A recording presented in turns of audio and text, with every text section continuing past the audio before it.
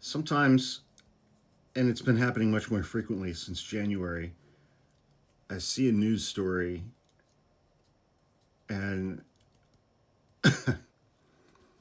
I'm left almost speechless. And that just happened a few minutes ago. Florida is ending all vaccine mandates for children, all of them, as state's Surgeon General likens them to slavery. Joseph Ladapo, the aforementioned Florida Surgeon General, I'm reading from The Guardian, a longtime vaccine skeptic, says that every state vaccine requirement should be repealed. He made a speech, he made a statement, and Governor Ron DeSantis was standing by his side. Children in Florida will no longer be required to receive vaccines against preventable diseases, including measles, mumps, chickenpox, polio, and hepatitis. He said on Wednesday during a speech in which he likened vaccine mandates to slavery.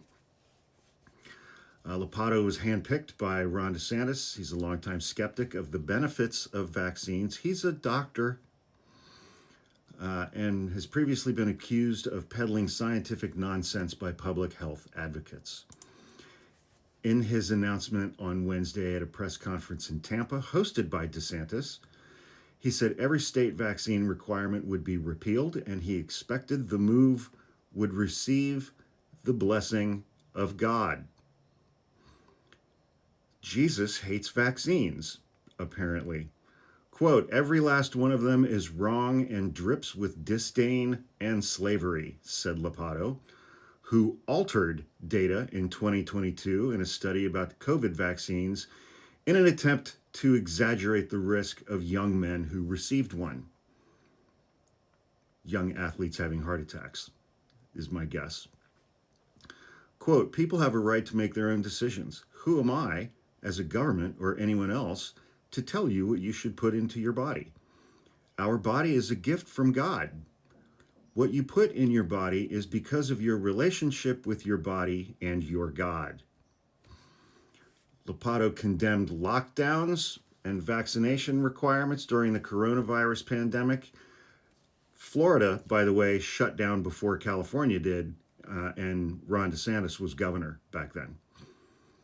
Ladapo condemned lockdowns and vaccination requirements during the coronavirus pandemic as a time, quote, when crazy things did happen, and said growing skepticism of vaccines were reflections of God's light against the darkness of tyranny and oppression.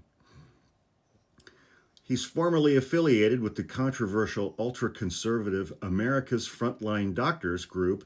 He has long railed against COVID-19 vaccines. In 2023, he urged Florida residents to ignore public health advice and reject mRNA booster shots that he falsely claimed had not been tested on humans. Several of his other positions on public health issues, such as promoting the removal of fluoride from drinking water and urging parents to reject measles vaccines for their children, have been called dangerous and a disservice to Florida residents. His slavery comment, made with DeSantis on stage at his side, was notable.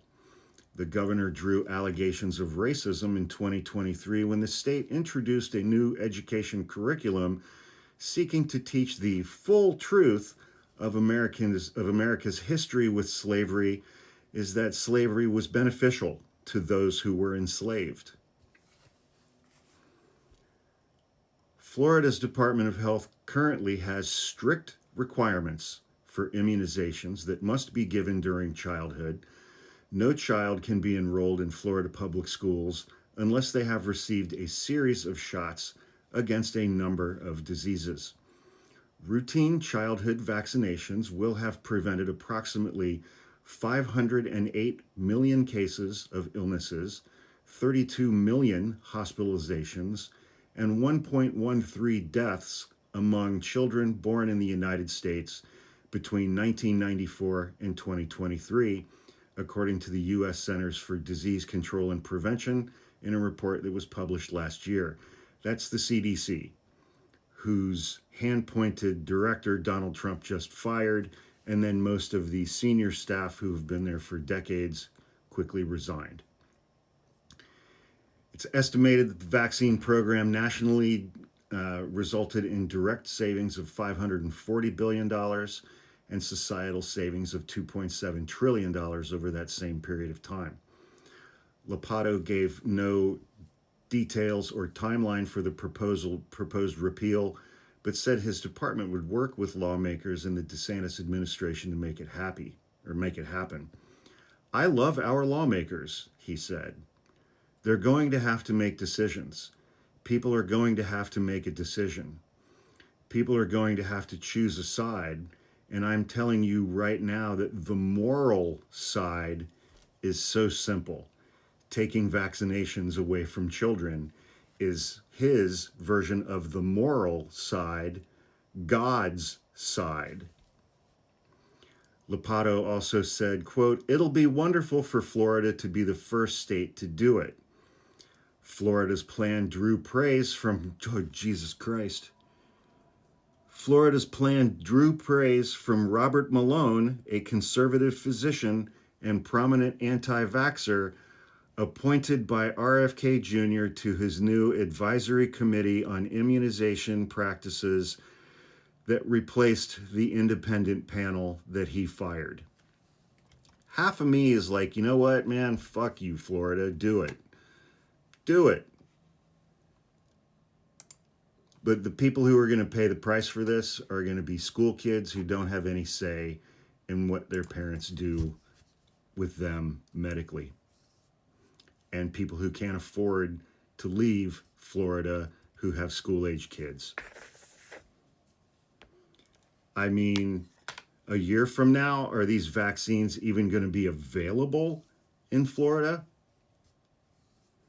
He's going to remove the mandate. He's going to remove the requirement that school-age children get any vaccines at all for preventable diseases, many of which kill children.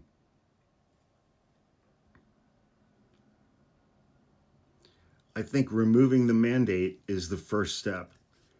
And I think the next step is going to be removing the availability of those vaccines in Florida altogether.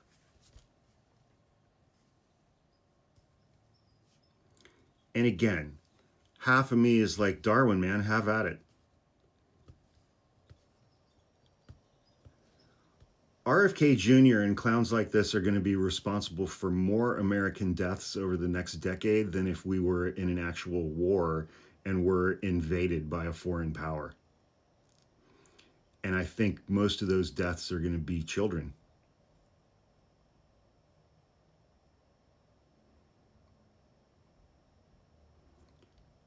I firmly agree with Sam Stein from The Bulwark that RFK Jr. is Donald Trump's most dangerous cabinet secretary.